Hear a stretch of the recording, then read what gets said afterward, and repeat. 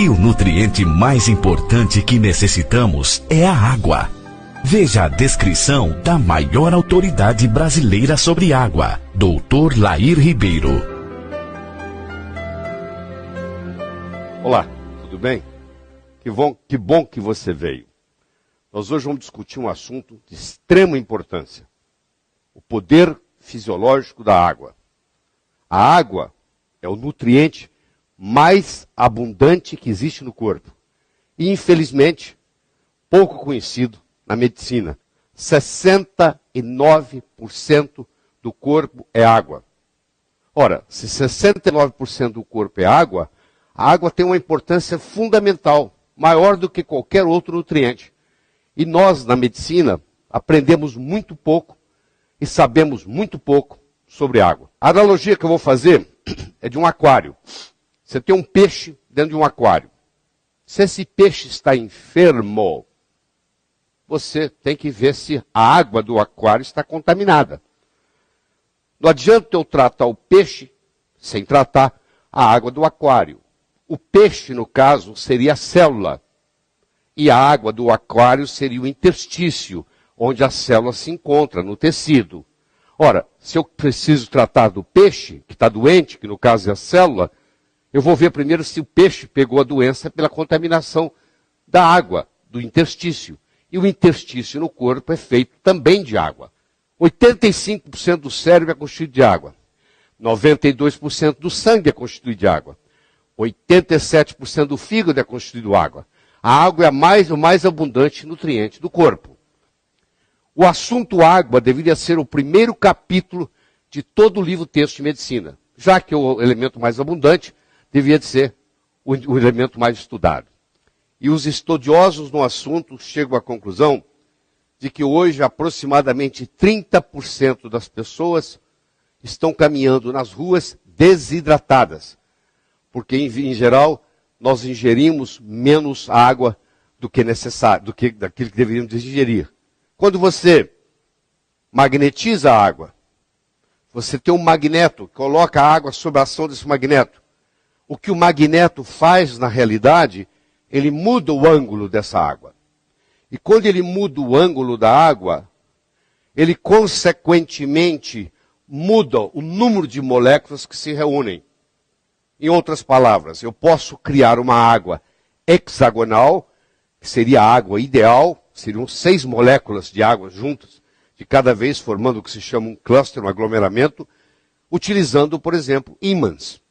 E às vezes você encontra no mercado dispositivos sendo usados para colocar dentro da água, para magnetizar a água.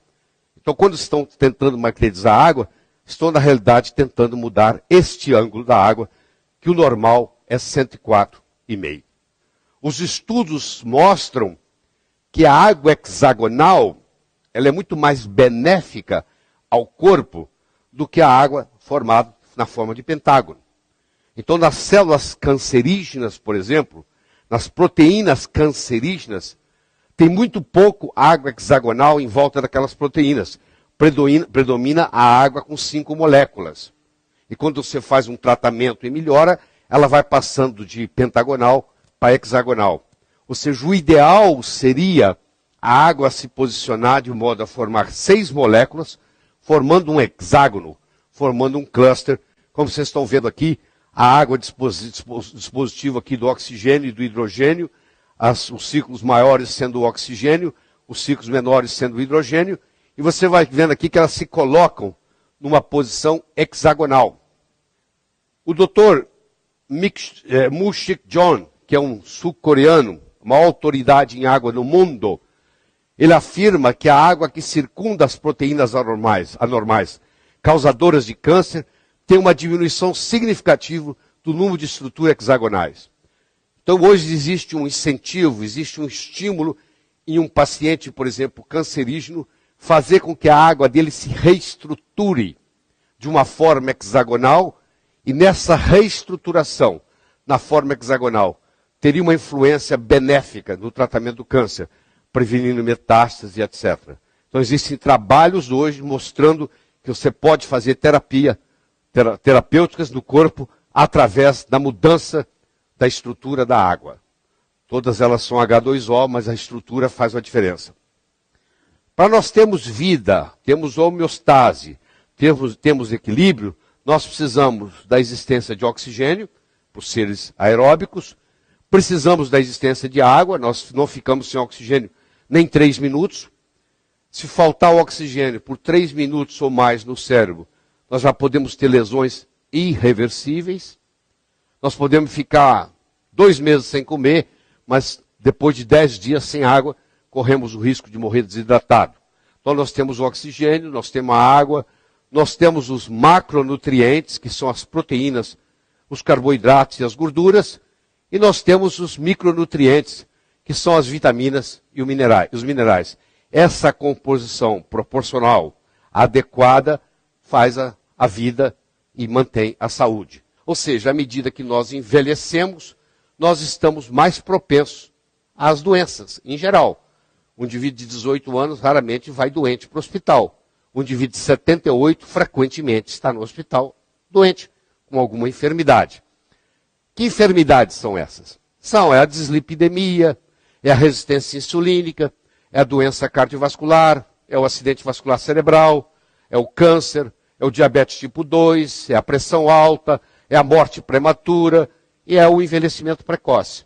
A pergunta que nós temos que fazer nesse momento é a seguinte: será que a água que ingerimos está contribuindo para o aumento das doenças degenerativas? Será que a água que nós estamos ingerindo, de alguma forma, está deteriorada?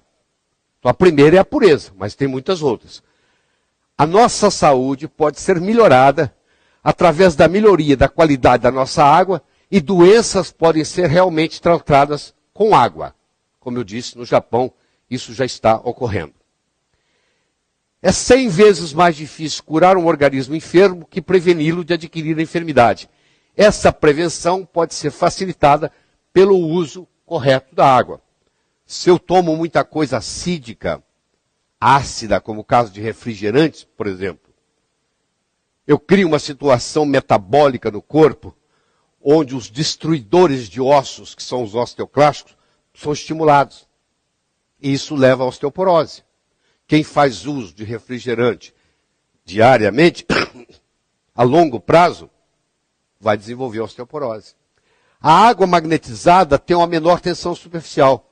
Quando você põe a água no efeito de um magneto, você muda o ângulo, aquele ângulo que eu mostrei no começo, e, consequentemente, você muda o tamanho do cluster, o tamanho do aglomerado. Então, a água tem que ter pureza, tem que ter um bom pH, tem que ter um redox negativo, tem que ter uma boa condutibilidade e tem que ter uma baixa tensão superficial. Essa seria a água ideal. Essa água ideal é chamada de água ionizada. Ionizar significa ganhar ou perder elétrons. No caso, ela ganhou elétrons. Ela tem elétrons para distribuir. Por isso que ela é uma substância antioxidante. É a água que funciona como antioxidante, ou seja, não deixa você ter estresse oxidativo, você toma ela 3, 4, 5 vezes por dia. Ela é alcalinizante, ou seja, à medida que você envelhece, você vai acidificando, ela rejuvenesce você. Ela tem que ser hidratante, ela tem que ter baixa tensão superficial para ela subir no capilar, e ela tem que ter a negatividade para ela fazer a desintoxicação, já que a maioria dos tóxicos tem carga elétrica positiva. Então, uma água potável de boa qualidade. Ela deve ter uma pureza filtrada sem retirar os minerais. Porque se eu retirar tudo, ela não tem condutibilidade. Ela tem que ter um pH pelo menos acima de 7,5. O ideal é ingerir uma água com pH 9 ou 10. Ela tem que ter um ORP, um redox negativo, para funcionar como antioxidante. Se ela tiver um ORP positivo, ela é oxidante.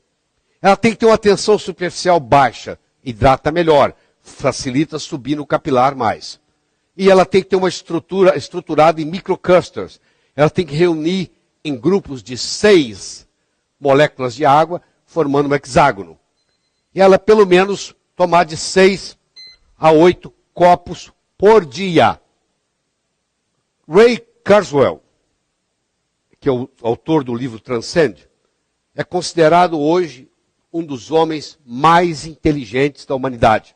Se não o mais inteligente, vivo.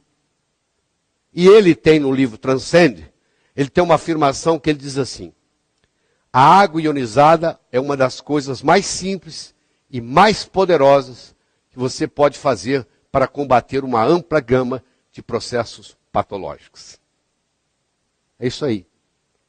Nós fizemos a volta toda e chegamos aqui. Então não é só pureza. É pureza, é pH, é ORP, é condutibilidade, é tensão superficial. E você vai ver que a água pode ser um agente terapêutico.